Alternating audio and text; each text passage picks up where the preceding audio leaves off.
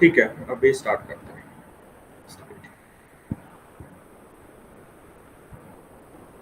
कल कहाँ तक हमने डिस्कस किया था? कल हमने कहाँ तक डिस्कस किया था?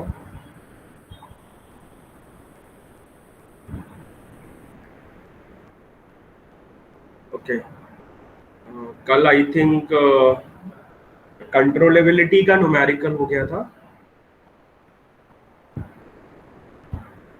हाँ जी, बताइए, कंट्रोलेबिलिटी का न्यूमेरिकल हमने कंप्लीट किया था या नहीं किया था? हो गया था सर कंप्लीट। ओके ओके, दोनों करा दिए थे? दोनों दोनों करा दिए थे, कंट्रोलेबिलिटी और ऑब्जर्वेबिलिटी दोनों के लिए करा दिया था। ओके, आई थिंक ऑब्जर्वेबिलिटी के लिए कराया था, कंट्रोलेबिलिटी के लिए नहीं कराया था। Okay, so let us see one more numerical for controllability and observability. Okay, uh, okay. So till now, in Unit 2, we have seen introduction part. We have seen state model using physical variable method, phase variable method, canonical variable method. In canonical variable method, we have seen cascade decomposition, parallel decomposition with repeated roots. Okay, then we covered state transition matrix, properties of state transition matrix. Okay, after that we have seen transfer function matrix, solution of state equation. Okay, and already we have covered observability and controllability. Numerical already we have covered for state transition matrix, for solution of state equation, for transfer function matrix, and one numerical we have seen for controllability and observability. Okay, so let us see one more numerical for controllability and observability. After that we will discuss eigenvalues, eigenvector, and one more topic, diagonalization. Okay, fine. So let us see, note down the question. If note down the question, if x dot t equal to 0 1 0 0 0 1, last row we have -6 -11 -6, x of t plus matrix we have value 0 0 2 u of t. Okay, and we have output equation y of t equal to 1 0 0 x of t. Okay, so according to the numerical we have a state model. First equation will define state equation, second equation will define output equation. So we have a state model for the system. So here we want to check the controllability and observability for the system. Okay, so check the controllability and observability for the system. Check the controllability and observability of the system. Okay, चलिए बताइए कैसे solve होगा, कैसे solve होगा? Any idea? Okay, controllability test matrix क्या थी, या काल्मन test क्या था? कंट्रोलेबिलिटी टेस्ट मैट्रिक्स क्या थी? Sir B A square, okay, b then a square b, then last a to the power n minus 1 b. Okay na? So according to Kalman test, controllability of a system is given by determinant of qc does not equal to 0 or determinant of qc equal to negative value. So you can say according to Kalman test for controllability, a system is controllable if determinant of matrix QC does not equal to 0 or determinant of matrix QC is negative value. Okay, so this is a condition for controllable system. Okay, QC means controllability test matrix. We can define QC with the help of matrix B augmented with matrix AB augmented with matrix A square B, okay, and in last augmented with matrix A to the power n minus 1B. Okay, n means number of state variables or order of the system. So how we can define n? We can define with the help of given state model. So according to state model, you can say we have n equal to 3. Okay, we have n equal to 3. Okay, because here we don't have x1t, x2t, x3t. So here we can decide value of n with the help of size of matrix A. Okay, so this is my matrix A, done. This is my matrix B, okay, this is my matrix C, matrix D की value 0 है. Okay, so here we don't have x1t, x2t, x3t. Question के according उसने केवल x of t दे दिया. तो ऐसा नहीं है कि एक ही स्टेट वेरिएबल है. ओके, बिकॉज आप 3x3 मैट्रिक्स का मल्टीप्लाई x of t के साथ तभी कर सकते हैं जब x of t column matrix हो और उसका साइज 3x1 हो. इट मींस यहां पर आप मैट्रिक्स A के अकॉर्डिंग n की वैल्यू डिसाइड कर सकते हैं. मैट्रिक्स A का साइज क्या है? 3x3. It means we have n equal to 3. Okay, अगर n की वैल्यू 3 होगी तो उस केस में QC कितना होगा? अगर n की वैल्यू 3 होगी उस केस में कंट्रोलेबिलिटी टेस्ट मैट्रिक्स की वैल्यू कितनी होगी? B AB, आगे बोलिए. 3 minus 1 कितना हुआ? 2. 2 का मतलब A square B. So in controllability test matrix we have B then AB then A square B. Okay, we have B then AB then A square B. आपको matrix A given है, direct आपको given नहीं है, but आप state model के according matrix A की value define कर सकते हैं. We have 0 1 0 then 0 0 1 then -6 -11 -6. Okay, this is my matrix A. Matrix B आपको गिवन है 0 0 2. मैट्रिक्स C आपको गिवन है. C का अभी रिक्वायरमेंट नहीं है, लेकिन C कब रिक्वायर्ड होगी? ऑब्जर्वेबिलिटी के लिए C की रिक्वायरमेंट होगी, तो आप C को भी लिख सकते हैं. C कितना है? C आपको मिलेगा आउटपुट इक्वेशन से. So we have C 1 0 0. ठीक है, तो सबसे पहले आपको कंट्रोलेबिलिटी टेस्ट मैट्रिक्स लिखना है. उसके लिए B आपको दिया हुआ है, AB कैलकुलेट करिए, A स्क्वायर B कैलकुलेट करिए, फिर कंट्रोलेबिलिटी टेस्ट मैट्रिक्स लिखिए, उसके बाद उसका डिटर्मिनेंट कैलकुलेट करिए. अगर डिटर्मिनेंट नॉन जीरो है या फिर नेगेटिव है तब सिस्टम कंट्रोलेबल होगा. अगर डिटर्मिनेंट 0 आता है उस केस में सिस्टम अनकंट्रोलेबल होगा. डन, और यू कैन से not controllable. Okay, so B आपको दिया हुआ है. Late us calculate AB. बताइए AB कितना आएगा?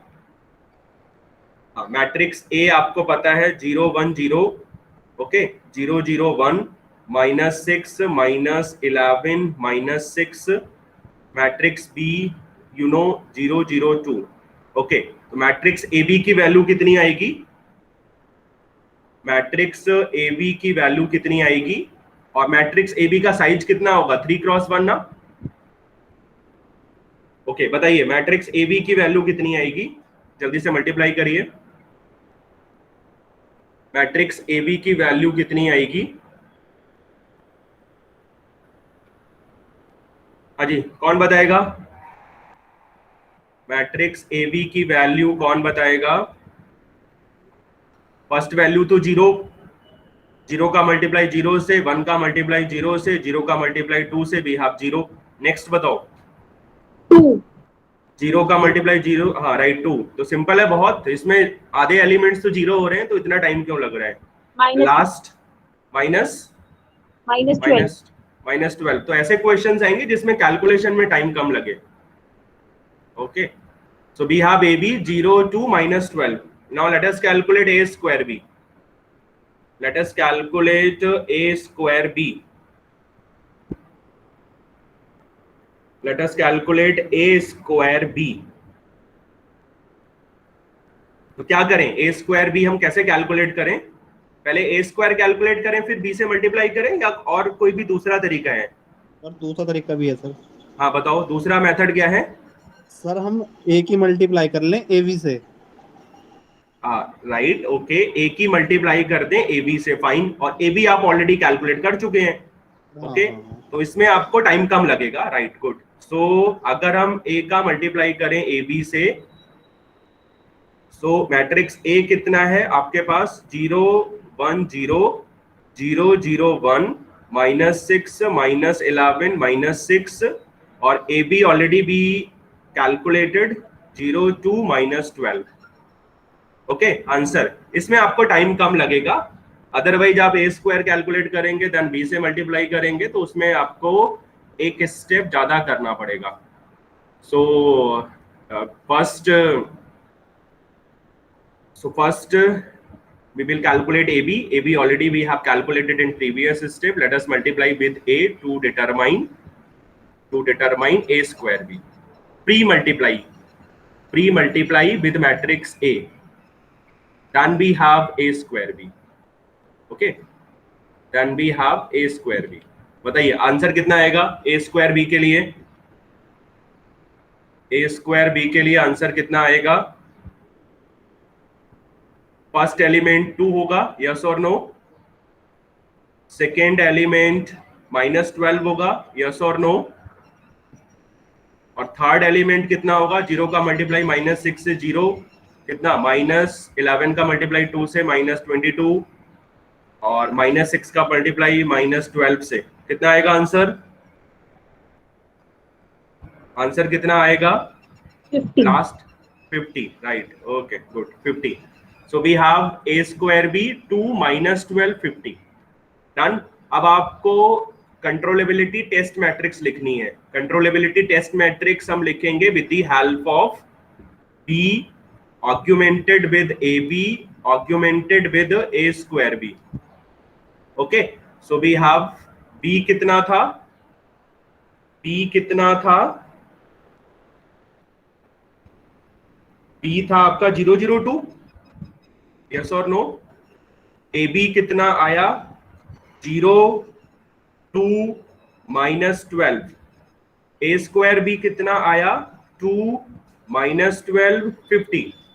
ओके, अब यहां पर कॉलन की नीड नहीं है। कॉलन का मतलब हुआ आपने ए बी को ऑग्यूमेंट किया है बी में, तो जब आप क्यूसी लिखेंगे तो वहां कॉलन की नीड नहीं होगी। Okay, so we have QC of size 3 cross 3. Let us calculate determinant of matrix QC. Let us calculate determinant of matrix QC. कितना आएगा इसका डिटर्मिनेंट? ये भी सिंपल है, बिकॉज फर्स्ट रो में फर्स्ट एलिमेंट 0 है, सेकेंड एलिमेंट भी 0 है, तो आपको कम से कम कैलकुलेशन करनी पड़ेगी। डिटर्मिनेंट कितना आएगा? कितना आएगा डिटर्मिनेंट? यस और नो? कितना आया determinant? -8. -8, okay, fine. So determinant we have -8, right, we have -8। Determinant तो सबको कैलकुलेट करना आता है ना, यस और नो? डिटर्मिनेंट बताने की जरूरत तो नहीं है, होप सो सभी को डिटर्मिनेंट कैलकुलेट करना आता होगा। So here we have -0.22, we have -8। -8 means system controllable होगा या अनकंट्रोलेबल होगा? कंडीशन क्या थी कंट्रोलेबल के लिए? Determinant of matrix QC does not equal to 0 और determinant of matrix QC negative value. So here we have negative value, that's why you can say system is controllable. You can say system is controllable. Done. So with the help of Kalman test, with the help of determinant of matrix QC, according to condition for determinant of matrix QC, we can determine the controllability of the matrix, controllability of the system, sorry. Okay, done, इतना ठीक है? Yes और no? Yes sir. ठीक है, तो सभी को QC लिखना आना चाहिए। मे बी ऐसा हो सकता है कि न्यूमेरिकल ना आए, बट वो एन के अकॉर्डिंग आपसे पूछ ले कि क्यूसी की वैल्यू हम कैसे लिखेंगे। तो आपको क्यूसी का जनरल फॉर्मूला पता होना चाहिए। ओके, एन कैसे डिसाइड करना है वो आपको पता होना चाहिए, तभी आप क्यूसी का जनरल फॉर्मूला लिख सकते हैं एन के अकॉर्डिंग। और न्यूमेरिकल भी पूछ सकता है, 2x2 के लिए न्यूमेरिकल भी पूछ सकता है, क्योंकि उसमें ज्यादा टाइम नहीं लगता है। 3x3 में भी ज्यादा टाइम नहीं लगेगा अगर उसने एलिमेंट्स को प्रॉपर वे में दिया हुआ है, तो इसमें भी ज्यादा टाइम नहीं लगेगा, केवल कंट्रोलेबल पूछ लेगा। ओके, तो न्यूमेरिकल भी पूछे जा सकते हैं। ओके, और सब्जेक्ट ऐसा है तो ऑब्वियसली इसमें न्यूमेरिकल आएंगे। Now let us see for observability. Observability के लिए कंडीशन क्या थी? ऑब्जर्वेबिलिटी के लिए कंडीशन क्या थी? बोलिए, ऑब्जर्वेबिलिटी के लिए कंडीशन क्या थी? सर इसमें आउटपुट लेते हैं C. Okay, determinant of observability test matrix does not equal to 0. Okay, so this is condition for observable system. If we have determinant of q not equal to 0, we can say we have not observable system. Fine. Okay, and how we can decide observability test matrix? What is the general value of observability test matrix? We can determine with the help of q not equal to, okay, मैं इसको column matrix की form में लिख रहा हूं। कल मैंने दोनों फॉर्मूले लिखाए थे, so it is up to you, आपको किस मेथड से लिखना है। ठीक है, so first we have c, then augmented with ca, then augmented with ca square, last augmented with ca power n minus 1। Done? Okay, fine. n की value same होगी, n means number of state variables or order of the system. So here we can decide n with the help of size of matrix A. So here we have n equal to 3, जैसा हमने previous case में लिखा था, right? So that's why observability test matrix का formula क्या होगा? How we can write observability test matrix?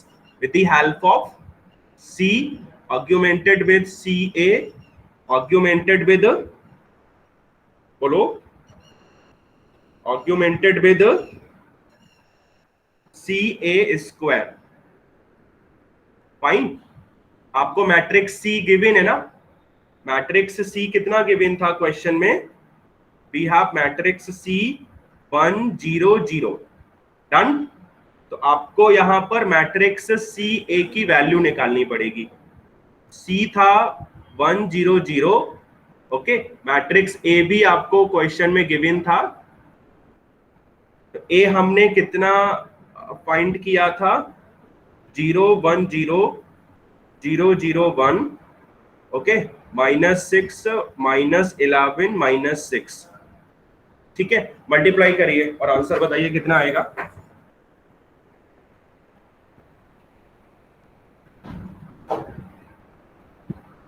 हाँ जी, multiply करिए और आंसर बताइए कितना आएगा।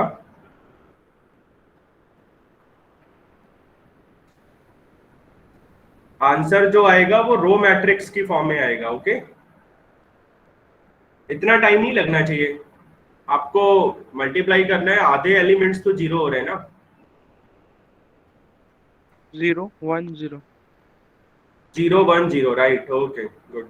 CA आएगा 0 1 0, fine, okay, 0 1 0, good, okay.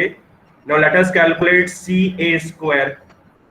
So how we can calculate CA square? How we can calculate CA square?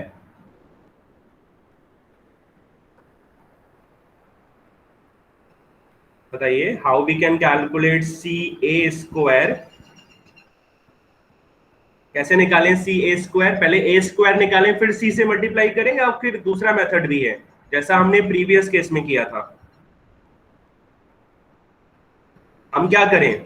CA को मल्टीप्लाई करें मैट्रिक्स A से, लेकिन आपको पोस्ट मल्टीप्लाई करना है, प्री मल्टीप्लाई नहीं करना है। Done?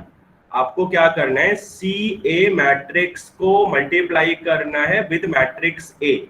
You can say we will post multiply to C A with matrix A. Done. Okay, C A already भी कैलकुलेटेड, कितना था 010. सी ए ऑलरेडी भी calculated 010. Matrix A already we know 0 1 0 0 0 1 minus 6 minus 11 minus 6. Okay, so with the help of this we can easily calculate CA square. Otherwise second method you can also adopt. First calculate A square, then pre-multiply with matrix C to define CA square. Done. कितना आया CA square? What is the value of CA square? What is the value of CA square?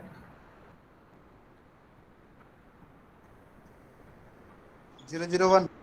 Right, 0 0 1. Good. 0 0 1. Fine. Good. अब देखिए आपको Q not कैसे लिखना है. Right? We have C matrix, we calculated value of CA matrix, we calculated value for CA square matrix. Now let us see how we can write observability test matrix. Okay, ध्यान से देखना, आपको argumentation कैसे करना है वो ध्यान से देखना. C कितना था 100. ठीक है, देन CA आएगा नेक्स्ट रो के अकॉर्डिंग. वैल्यू कितनी है 0 1 0. CA square 0 0 1. ओके, तो यहां पर आपको कॉलन प्लेस करने की जरूरत नहीं है. So this is my observability test matrix of size 3x3. Okay, and already I told you to define observability. Okay, we calculated determinant of observability test matrix. So let us calculate determinant of observability test matrix. कितना आएगा इसका determinant? ये भी बहुत simple है, because first row में second 0 है, third 0 है. कितना आएगा 1. राइट. ओके, तो आप बिना कैलकुलेशन के भी लिख सकते हैं. So we have 1. 1 means observable or unobservable? Observable, because condition थी determinant of Q naught. If determinant of Q naught does not equal to 0, we have observable system. So here we have determinant of Q naught 1. So you can say we have observable system. Done. तो इस type के numerical आप कर लेंगे, yes or no? Yes sir. Sir इसमें एक question sir. हाँ जी sir, अगर वो इसमें स्टेबिलिटी भी पूछ लेता कि स्टेबल भी है नहीं है तब कैसे करते तीनों चीज? अच्छा, अगर स्टेबिलिटी पूछेगा तो आपको क्या करने पड़ेंगे, आपको या तो आइगन वैल्यूज निकालनी पड़ेंगी या फिर आपको मैट्रिक्स ए के अकॉर्डिंग कैरेक्टरिस्टिक इक्वेशन लिखनी पड़ेगी. तो आगे मैं वही बता रहा हूँ. स्टेट स्पेस में कैरेक्टरिस्टिक इक्वेशन होती है determinant of SI minus A equal to 0. वहां से आप कैरेक्टरिस्टिक इक्वेशन के रूट्स निकालिए. अगर रूट्स लेफ्ट हाफ में है जैसा हम पहले डिफाइन करते थे तो सिस्टम स्टेबल होगा. अगर रूट्स राइट हाफ में होंगे तो सिस्टम हमारा अनस्टेबल होगा. ठीक है, आगे मैं वही बता रहा हूँ आपको, आइगन वैल्यूज और आइगन वेक्टर ही बता रहा हूँ. ठीक है, ओके, यस और नो? ठीक है. हाँ, एक क्वेश्चन मैं आपको उस टाइप का बता दूंगा, वो आइगन वैल्यूज और आइगन वेक्टर से ही निकलेगा. ठीक है, तो नेक्स्ट टॉपिक आप देख लीजिए. यहां तक किसी को कुछ पूछना हो तो बता दीजिए. कंट्रोलेबिलिटी और ऑब्जर्वेबिलिटी से कुछ पूछना हो तो बता दीजिए, because most important topic. Right, MCQ आएंगे, एक से ज्यादा भी आ सकता है, 2 या 3 भी आ सकते हैं, न्यूमेरिकल भी आ सकता है, थ्योरी भी आ सकती है. ठीक है, तो कंट्रोलेबिलिटी और ऑब्जर्वेबिलिटी सबको पता होना चाहिए, सभी को टेस्ट मैट्रिक्स पता होनी चाहिए. अगर न्यूमेरिकल आएगा तो ऑब्वियसली कैलकुलेशन भी आनी चाहिए. ठीक है, now let us see, you can say last topic diagonalization है, सिंपल सा है, वो भी बता दूंगा मैं आपको. Let us see next topic, eigen values and eigen vector. ये आपने मैथमेटिक्स में पढ़ा होगा. Eigen values and eigen vector. तो आइगन वैल्यूज क्या होती हैं और आइगन वेक्टर हम कैसे डिफाइन करते हैं? यहां पर आइगन वैल्यूज और आइगन वेक्टर का यूज होगा एसटीएम कैलकुलेट करने के लिए। STM means state transition matrix. ठीक है, हमने जो एसटीएम डिफाइन किया था वो डिफाइन किया था with the help of Laplace transform method according to inverse Laplace of Si minus A inverse. We can also calculate state transition matrix, or we can also determine the state transition matrix with the help of infinite series method, with the help of Cayley-Hamilton theorem, with the help of diagonalization. Syllabus में डायगोनलाइजेशन है। Okay, डायगोनलाइजेशन के according हम state transition matrix को calculate करते हैं। डायगोनलाइजेशन में eigen values की need होगी और आइगन वेक्टर की नीड होगी। कैली हैमिल्टन थ्योरम में जनरली आइगन वेक्टर की नीड होगी, लेकिन डायगोनलाइजेशन में आपको आइगन वैल्यूज की नीड होगी। ओके, तो that's why we have to know how we can calculate eigen values of matrix and we have to know how we can calculate eigen vector. Okay, so what do you mean by eigen values and eigen vector? जो मैंने आपको method बताए हैं वो भी ध्यान रखना, right? हो सकता है कि आपसे पूछ ले कि कौन सा मेथड एसटीएम के लिए नहीं है। तो एसटीएम के लिए फर्स्ट मेथड था लाप्लास ट्रांसफॉर्म मेथड, जो आपको मैंने बताया था। दूसरा मेथड मैंने आपको बोला इनफाइनाइट सीरीज मेथड से भी हम स्टेट ट्रांजिशन मैट्रिक्स को कैलकुलेट कर सकते हैं। तीसरा कैली हैमिल्टन थ्योरम से भी हम स्टेट ट्रांजिशन मैट्रिक्स को कैलकुलेट कर सकते हैं, वो सिलेबस में नहीं है। लास्ट था डायगोनलाइजेशन के अकॉर्डिंग भी हम स्टेट ट्रांजिशन मैट्रिक्स को कैलकुलेट कर सकते हैं। तो डायगोनलाइजेशन आपका सिलेबस में है। ठीक है, तो चारों मेथड आपने नोट कर लिए। ओके, हमने किस मेथड के अकॉर्डिंग एसटीएम डिफाइन किया था? हमने एसटीएम डिफाइन किया था with the help of Laplace transform. दूसरा मेथड मैं बताऊंगा डायगोनलाइजेशन। ठीक है, तो let us see eigen values and eigen vector. जैसे हम ट्रांसफर फंक्शन के अकॉर्डिंग कैरेक्टरिस्टिक इक्वेशन लिखते थे, सेम वे में हम स्टेट स्पेस एनालिसिस अप्रोच में कैरेक्टरिस्टिक इक्वेशन डिफाइन करेंगे। तो स्टेट स्पेस एनालिसिस अप्रोच में कैरेक्टरिस्टिक इक्वेशन क्या होगी? Let us see, we can define characteristic equation with the help of determinant of matrix Si minus A equal to 0. Okay, so this is my characteristic equation. This is my characteristic equation in state space analysis approach. Okay, यहाँ पर जो roots आएंगे characteristic equation के, we can also define roots of characteristic equation. Okay, so roots of characteristic equation will define eigen values of matrix A. Roots of characteristic equation will define eigen values of matrix A. ठीक है, fine. Okay, और system जैसा बोला था, आकांक्षी ने पूछा था कि यह सिस्टम स्टेबल होगा अनस्टेबल होगा, वो हम कैसे डिफाइन करेंगे? So already I told you, for a system to be stable, eigen values cannot be located on the right half of S plane. तो यहाँ पर हम आइगन वैल्यूज के अकॉर्डिंग डिसाइड करेंगे कि सिस्टम स्टेबल होगा, अनस्टेबल होगा या मार्जिनली स्टेबल होगा। Eigen values means roots of characteristic equation और values of S according to determinant of Si minus A equal to 0. Okay, so with the help of this we can calculate eigen values of matrix A. ठीक है, fine. लेकिन हम इसको अगर generalise वे में लिखें तो जनरलाइज वे में हम क्या लिख सकते हैं? क्योंकि बिकॉज हमने मैथमेटिक्स में पढ़ा होगा कि हम आइगन वैल्यू को लैम्डा से डिफाइन करते हैं। तो अगर हम S को लैम्डा से रिप्लेस करेंगे, so we have lambda identity matrix minus matrix A, और you can say determinant of lambda I minus A equal to 0. So here lambda will define eigen value of matrix A. Eigen value of matrix A. ठीक है, तो eigen value सबको समझ में आ गया। एक क्वेश्चन में बता दूंगा फाइनली उसका। आइगन वैल्यू सबको समझ में आ गया। Eigen value means roots of characteristic equation. And what is characteristic equation in state space analysis approach? Determinant of SI minus A equal to 0। Done. Eigen value सबको क्लियर है यहां तक? जल्दी से बोलिए, आइगन वैल्यू सबको क्लियर है? Yes और नो?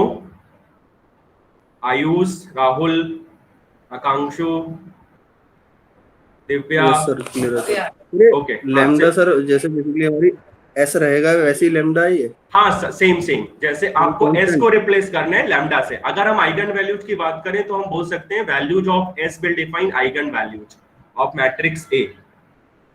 अगर हम एस को लैम्डा से रिप्लेस करेंगे we can say lambda will define eigen value of matrix A. ठीक है, okay.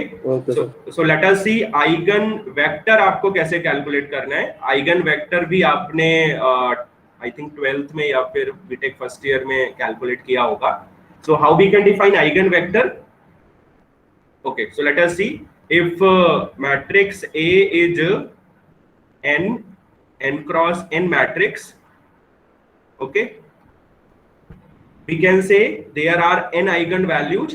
Okay, we can say we have n eigen values. Okay, fine. So any non-zero vector, suppose xi, any non-zero vector suppose xi which satisfies the matrix equation lambda subscript I into identity matrix capital I minus a xi equal to 0, where lambda I equal to you can say lambda I equal to you can say lambda 1, okay, lambda 2 up to lambda n, or you can say I equal to 1 2 up to n denotes ith eigen values of matrix A. Okay, and here xi is called eigen vector of matrix A associated with eigen value lambda I. Okay, again repeating, suppose we have matrix A you can say of size n cross n. So if we have matrix A of size n cross n, we can define n eigen values of matrix A. Now let us see what is eigen vector. Suppose we have any non-zero vector xi. अगर xi matrix equation lambda I minus a xi equal to 0 को satisfy करता है for I equal to 1 to n, we can say xi is called eigen vector of matrix A. तो xi को हम क्या बोलेंगे यहाँ पर? eigen vector of matrix A, okay, associated with eigen value lambda I, associated with eigen value lambda I. ठीक है, तो ये आपका आइगन वेक्टर है। तो यहाँ पर xi को हमने आइगन वेक्टर बोला है, और आइगन वेक्टर आपको निकालना है आइगन वैल्यू के अकॉर्डिंग। किस इक्वेशन से निकालना है? With the help of lambda I minus a xi equal to 0 के अकॉर्डिंग। फाइन, आपको आइगन वेक्टर किस इक्वेशन के अकॉर्डिंग कैलकुलेट करना है? We can calculate with the help of lambda subscript I minus a xi equal to 0। तो यहाँ पर जो xi लिखा है वही आइगन वेक्टर है। किसका आइगन वेक्टर है? मैट्रिक्स A का, associated with eigen value lambda I.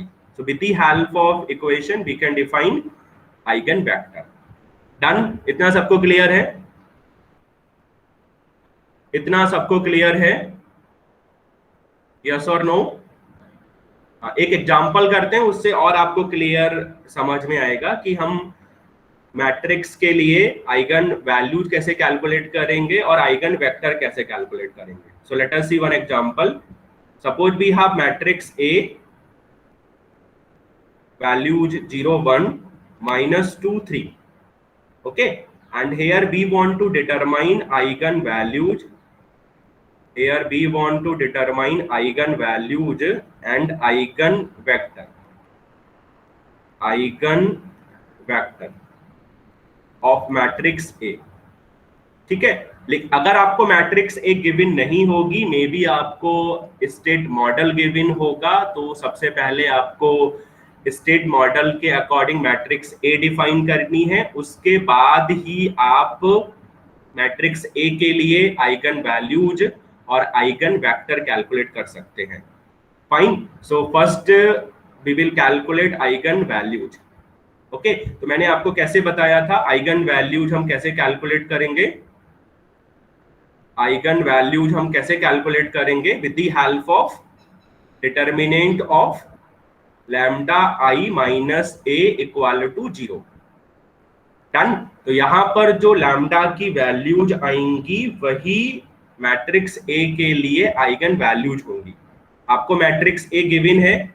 I means identity matrix of size 2 cross 2 because we have matrix A of size 2 cross 2. So that's why we can say I is identity matrix of size n cross n. N cross n means size of matrix A. Okay, so let us see determinant of lambda I minus A. क्या होगा इसका determinant. Lambda आई क्या होगा 1 0 0 1. Done. Matrix A आपको दिया हुआ है.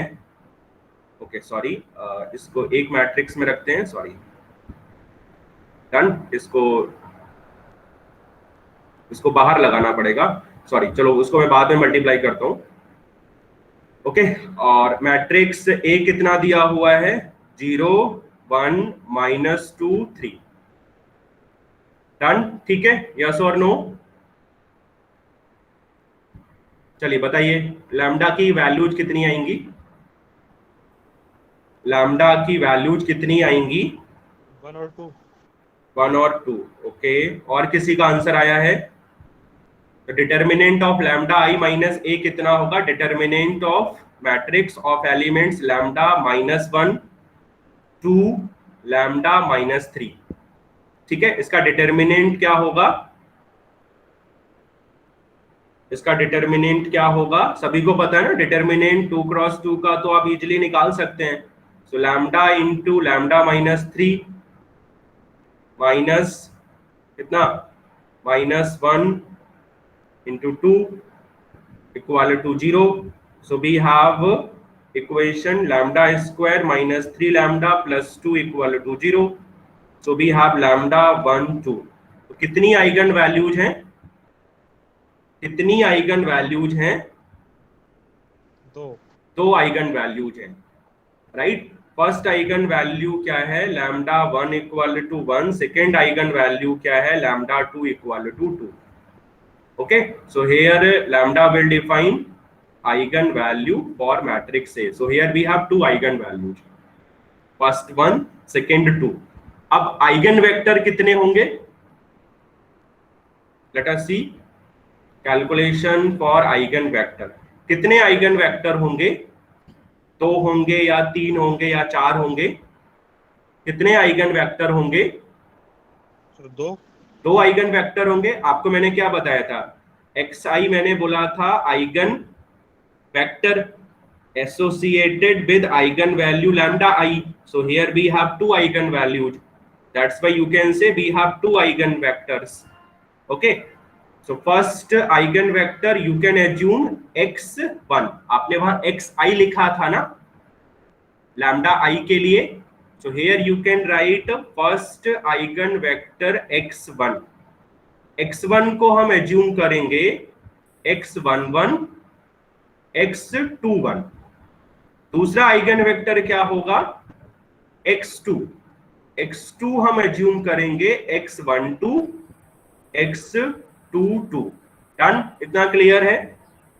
we have two eigenvalues, that's why we have two eigenvectors.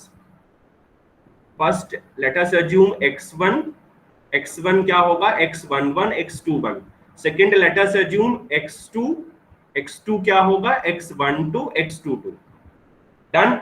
आपको पता है कि हम आइगन वेक्टर कैसे निकालते हैं, with the help of lambda I, identity matrix I minus matrix A, x I equal to 0, right. तो सबसे पहले हम आई की वैल्यू 1 पुट करेंगे और x1 को कैलकुलेट करेंगे. So we have lambda 1 identity matrix I minus matrix A, x1 equal to 0.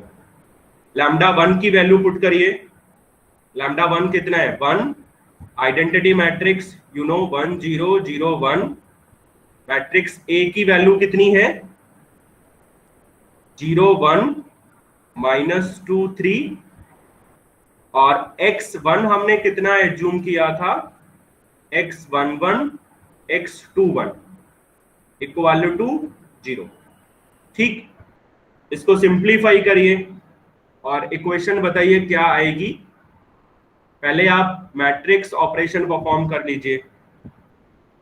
So we have 1 -1 2 -2 into matrix of elements x11 x21 equal to 0. Yes और नो, इतना ठीक है, यस और no. Okay, हाँ. अब again multiply करिए. So we have x11 minus x21 equal to 0, first equation. Second equation क्या मिलेगी, 2x11 minus 2x21 equal to 0. So you can say we have x11 equal to x21. Done. अब आपको याद होगा, आपने मे बी 12th में किया होगा, लेकिन 12th वाला याद नहीं होगा आपको. तो हम यहाँ पर एक वैल्यू एज्यूम करते हैं. तो फर्स्ट वैल्यू हम क्या एज्यूम करते हैं generally, if x11 equal to 1, according to equation x21 कितना होगा, same 1. So that's why first eigenvector क्या होगा, 1 1. Okay, so this is my first eigenvector associated with the eigenvalue 1. Okay, this is my first eigenvector for matrix A associated with the first eigenvalue lambda 1 equal to 1. In same way we can calculate second eigenvector.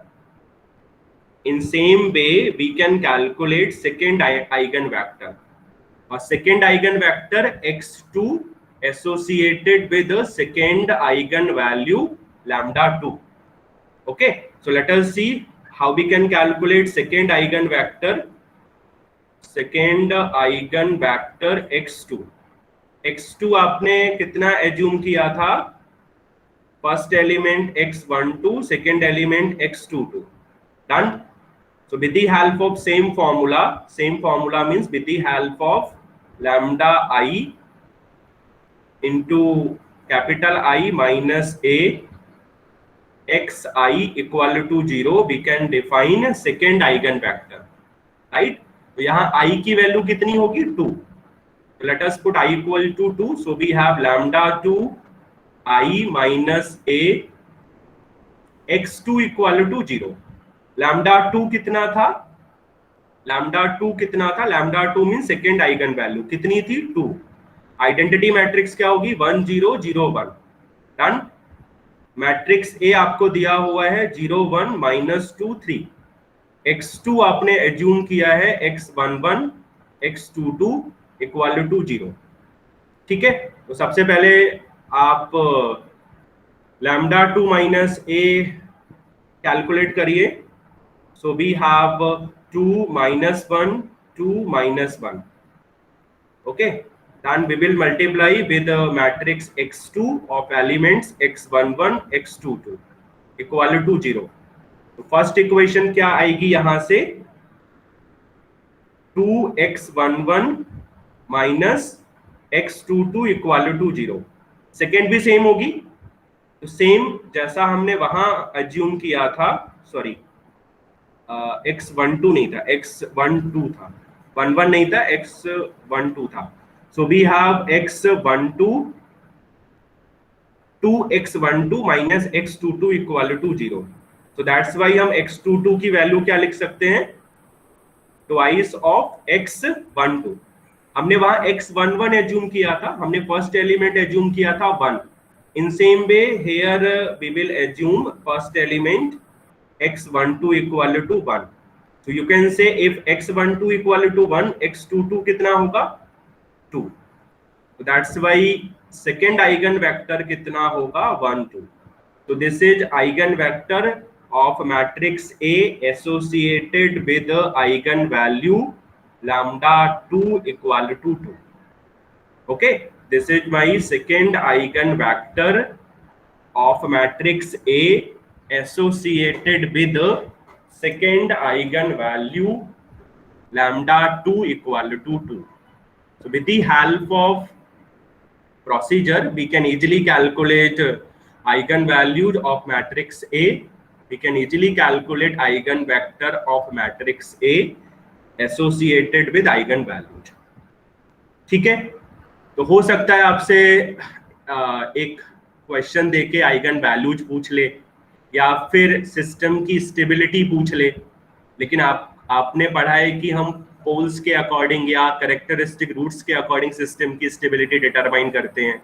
But यहाँ पर आपको state model दिया होगा, तो आपको क्या करना है, मैट्रिक्स ए डिफाइन करनी है. मैट्रिक्स ए डिफाइन करने के बाद कैरेक्टरिस्टिक इक्वेशन डिफाइन करनी है, कैरेक्टरिस्टिक इक्वेशन के रूट्स निकालने हैं, और यू कैन से आपको आइगन वैल्यूज कैलकुलेट करनी है. अगर सारी आइगन वैल्यूज लेफ्ट हाफ में है, सिस्टम स्टेबल होगा. अगर आइगन वैल्यूज राइट हाफ में है, सिस्टम अनस्टेबल होगा. So with the help of previous method already I told you, you can define stability of the system with the help of location of roots of characteristic equation or with the help of location of eigen values of matrix A. ठीक है, okay done. तो eigen values और eigen vector clear है सबको? जल्दी से बताइए, eigen values और आइगन वेक्टर सबको क्लियर है? Yes sir. ठीक है, जल्दी से हम डायगोनलाइजेशन भी देख लेते हैं सो दैट टॉपिक कंप्लीट हो जाएगा, क्योंकि डायगोनलाइजेशन भी सिलेबस में दिया हुआ है और छोटा सा टॉपिक है, इतना बड़ा टॉपिक नहीं है. आपको मैंने बताया था डायगोनलाइजेशन का यूज कहां पर होगा, बोलिए. आपको मैंने बताया था डायगोनलाइजेशन का फिजिकल सिग्निफिकेंस क्या है,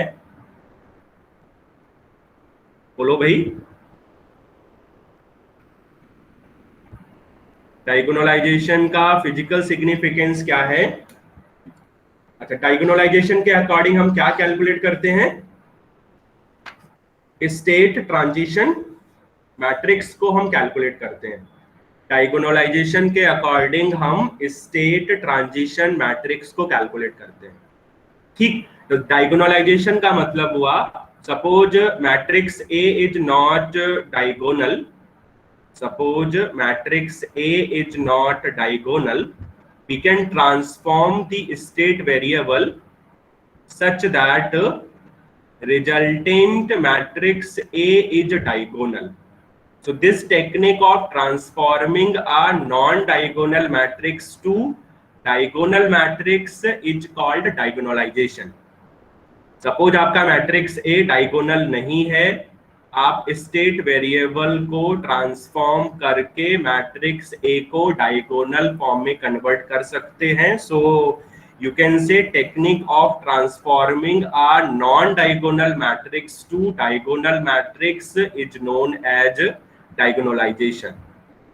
okay, we can calculate state transition matrix with the help of diagonalization using similarity transformation.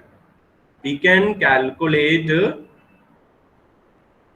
calculate state transition matrix with the help of diagonalization, but we can achieve diagonalization by similarity transformation, or you can say we can define STM with the help of diagonalization with the help of similarity transformation.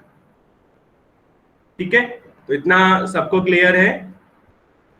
डायगोनलाइजेशन का meaning क्या है, डायगोनलाइजेशन का use क्या है, और डायगोनलाइजेशन के according हम STM कैसे कैलकुलेट करेंगे, इतना सबको क्लियर है? यस और नो? यस और नो? ठीक है, नाउ लेट अस सी डायगोनलाइजेशन के अकॉर्डिंग हम एसटीएम कैसे कैलकुलेट करेंगे. Already I told you about state equation. State equation क्या थी? स्टेट इक्वेशन क्या थी? x dot equal to ax या x dot function of t equal to axt plus but. Done. Okay, suppose हमें homogeneous state equation लिखनी है, तो हमें क्या करना पड़ेगा? होमोजीनियस स्टेट इक्वेशन के लिए u ऑफ t को कितना एज्यूम करना है? 0. अगर u ऑफ t की वैल्यू 0 होगी, we have state equation x dot t equal to ax of t. Okay, so we have homogeneous state equation, right? We have homogeneous state equation. Done. इतना ठीक है? Yes और no? इतना ठीक है? अब मैंने बोला था कि डायगोनलाइजेशन आपको अचीव करना है with the help of similarity transformation. तो सिमिलैरिटी ट्रांसफॉर्मेशन का मतलब हुआ कि स्टेट वेरिएबल को चेंज करना है सिमिलैरिटी ट्रांसफॉर्मेशन के अकॉर्डिंग, और यू कैन से वेरिएबल x को ट्रांसफॉर्म करना है सिमिलैरिटी ट्रांसफॉर्मेशन के अकॉर्डिंग. तो यहां पर हम x को एज्यूम करेंगे मैट्रिक्स p इंटू जेड. क्या एज्यूम करेंगे? Matrix p into Z. Z आपका क्या है? New state variable. और p क्या है आपका? n cross n non singular matrix. p क्या है आपका? n cross n non singular matrix. अच्छा, नॉन सिंगुलर मैट्रिक्स क्यों ली है? किसी को याद है? इनवर्स किसका निकलता है, सिंगुलर का या नॉन सिंगुलर का? बोलो भाई. नॉन सिंगुलर, सिंगुलर का डिटरमिनेंट 0 होता है ना. हाँ, तो इसीलिए हमने p क्या लिया है? n cross n non singular matrix. तो जो हमने x लिया है p z, यही आपका सिमिलैरिटी ट्रांसफॉर्मेशन है. ओके, जो हमने x लिया है p z, वही आपका सिमिलैरिटी ट्रांसफॉर्मेशन है. डन. लेकिन हमें चाहिए x डॉट भी चाहिए, तो आप x डॉट को क्या लिख सकते हैं सेम वे में? p z dot. ओके, आप इसको लिख लीजिए इक्वेशन 1, इसको लिख लीजिए इक्वेशन 2, इसको लिख लीजिए इक्वेशन 3. डन. तो क्या करना है आपको? इक्वेशन 2 और 3 की वैल्यू पुट करनी है इक्वेशन 1 में. Put equation 2, value of equation 2 and value of equation 3 in equation 1. x dot को रिप्लेस करना है p z डॉट से, और a सेम रहेगा, मैट्रिक्स a सेम रहेगी. x को रिप्लेस करना है मैट्रिक्स p z से. डन. इतना क्लियर है? यस और नो? ठीक है. अब क्या करना है आपको? दोनों साइड्स को प्री मल्टीप्लाई करना है with matrix p inverse. So we have P inverse P Z dot equal to P inverse A P Z. और आपको पता है P inverse P क्या होगा? Identity matrix. तो दैट्स वाई Z डॉट की वैल्यू कितनी मिलेगी? P inverse matrix A matrix P into Z. Z आपका वेरिएबल है, मेक श्योर. P और A आपका मैट्रिक्स है. ठीक है. तो जो P इनवर्स AP आया, वो उसको हम बोलते हैं डायगोनल मैट्रिक्स. तो जो P इनवर्स AP आया, इसको हम क्या बोलते हैं? Diagonal matrix. Diagonal matrix. तो इस डायगोनल मैट्रिक्स को हम लिख सकते हैं D से ना.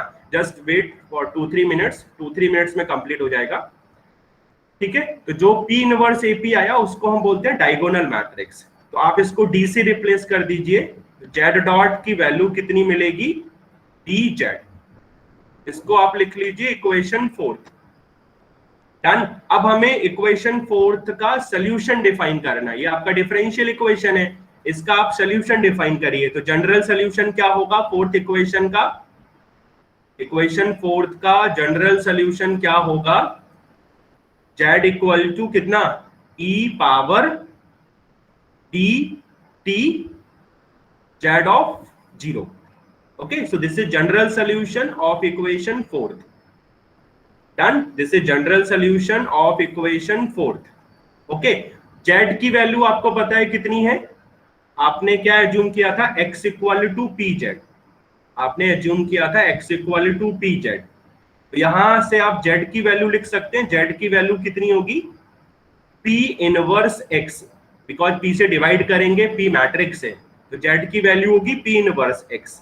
तो यहां से हम z0 की वैल्यू लिख सकते हैं. z0 की वैल्यू कितनी होगी, p inverse x of 0. Done.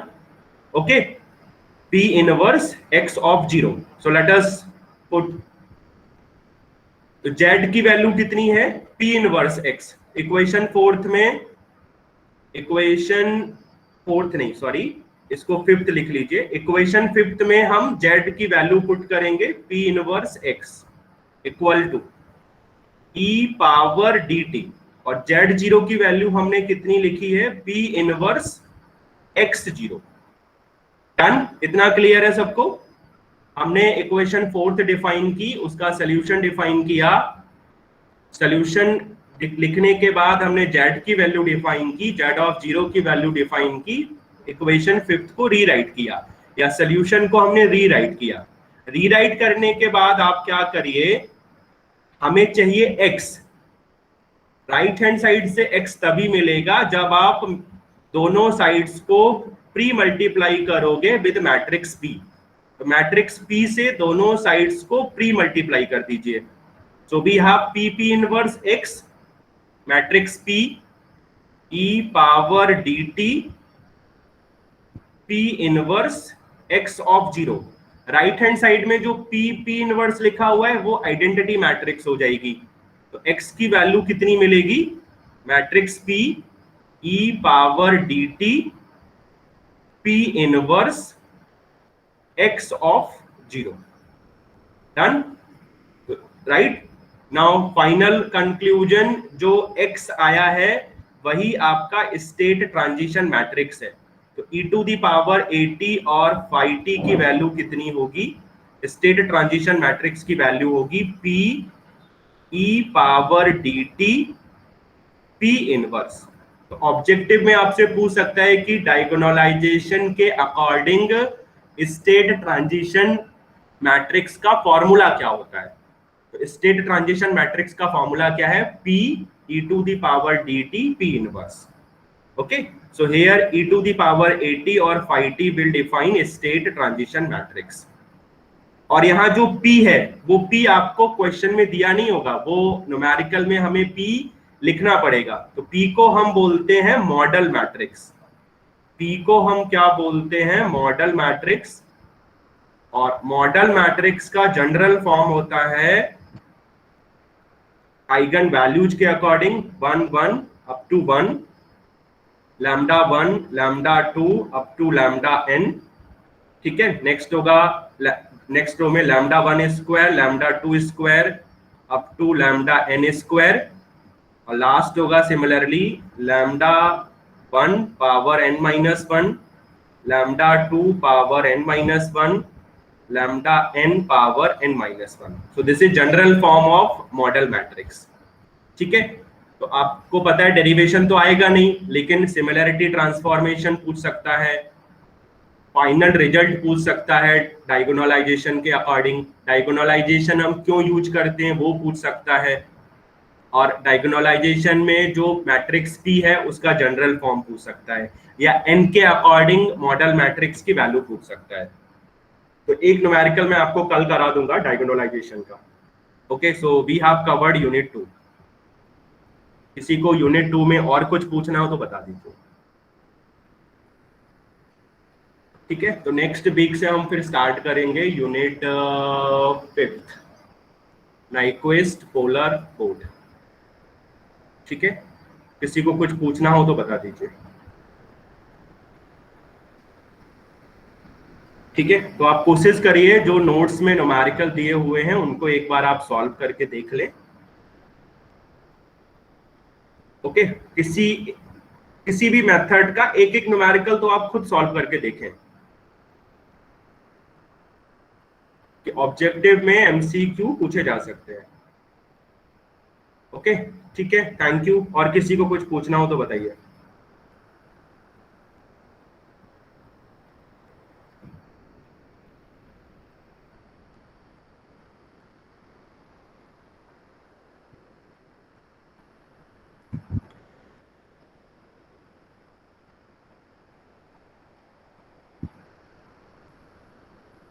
Hello sir. हाँ जी। सर कंट्रोलर वगैरह भी है सिलेबस में? नहीं, कंट्रोलर नहीं है। PID, pi controller yes sir. नहीं, वो इलेक्ट्रिकल वाले सिलेबस में है, ईसी वाले सिलेबस में नहीं है। ओके। हाँ, अब स्टेट स्पेस तो ऑलमोस्ट हो चुका है, केवल आपको मुझे एक न्यूमेरिकल